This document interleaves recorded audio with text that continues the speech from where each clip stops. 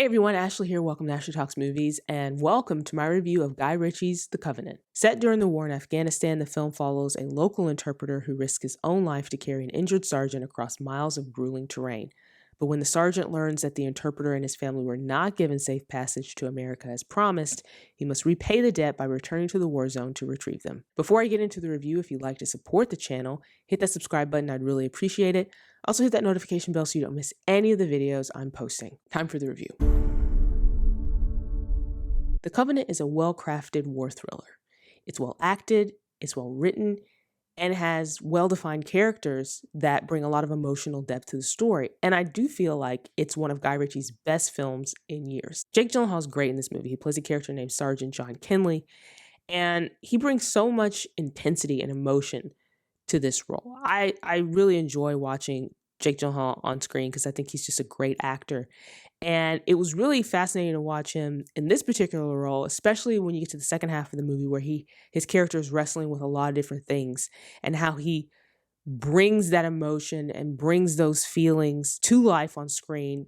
Salim, who plays Ahmed, the interpreter, is also great in this movie, and he brings a nuanced performance, a very nuanced performance to his role. And honestly, I thought he had such a commanding presence on screen, even though his character doesn't have a ton of lines and his character sometimes is sort of in the backdrop of scenes, especially early on. And his character is presented as being very, quiet and thoughtful. And yet he has such a big presence on the screen. Now, the first half of this movie is very, very strong. It's very, very solid. And as I said in my intro, I think it's one of Guy Ritchie's best films in years. And he's doing a lot of great things in this movie. He has a certain style that a lot of people are used to in certain movies of his.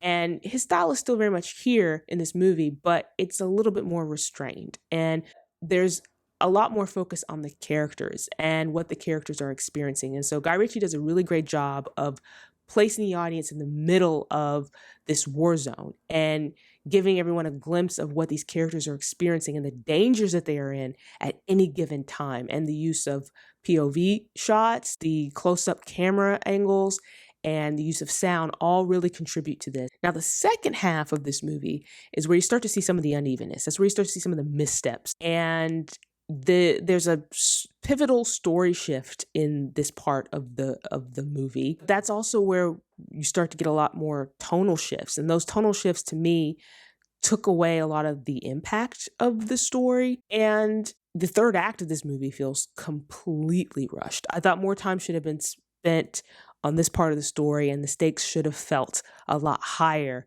in this particular part of the movie. And once you see the movie, maybe you'll understand what I mean by that. Even though The Covenant isn't a perfect film, it still is a movie with a lot of heart. Like, this movie has a big, big heart. And the center of that heart is the relationship between Jake Gyllenhaal's character, Sergeant John Kinley, and Ahmed, the interpreter.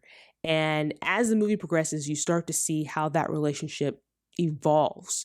And it's really, really the big part of this movie. And that's what really holds this movie together. That's what brings that emotional pull. And it is the best part of this movie. I also appreciate that this movie shines a light on something that a lot of people probably didn't know was a result of the war in Afghanistan, the conflict in Afghanistan. And that is, a lot of the interpreters who helped U.S. military, U.S. troops in Afghanistan during the war were promised visas in exchange for their help. And then when the war ended, they were left behind. And so many of them, are in danger. And so this movie does make a very conscious effort to, basically, make a plea for them and their plight. So that's my review of The Covenant. If you've had a chance to watch the film and you want to share your thoughts, you can do so in the comment section below. While you're here, like this video, hit that thumbs up button, and don't forget to subscribe to see more videos like this.